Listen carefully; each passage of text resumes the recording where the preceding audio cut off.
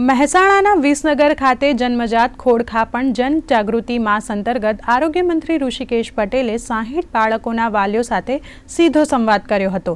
કાર્યક્રમમાં બાળકોએ પ્રાર્થના ગીત, ફેશન શો સહિતના કાર્યક્રમો રજૂ કર્યા હતા। આ પ્રસંગે ઋષિકેશ પટેલે મુખ્યમંત્રી ભૂપેન્દ્ર પટેલ કોક્લિયર ઇમ્પ્લાન્ટની જરૂરિયાત ધરાવતા બાળકો માટે એક મહત્વનો નિર્ણય કર્યો છે, જે મુજબ સરકાર તરફથી વિનામૂલ્યે કોક્લિયર ઇમ્પ્લાન્ટ મેળવનાર બાળકોને બીજા કોક્લિયર ઇમ્પ્લાન્ટ પ્રોસેસ માટે અગાઉ 50% પ્રમાણે આપવાના થતા ફાળાને બદલે હવે માત્ર 10% ફાળો લેવામાં આવશે।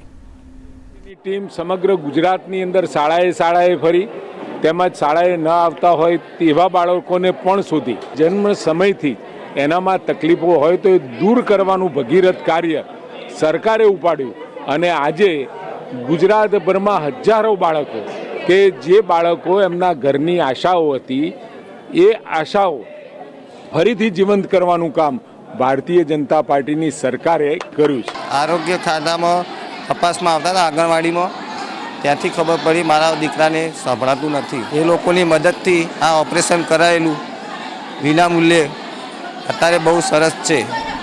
એ બદલ સરકારનો ખૂબ ખૂબ આભાર।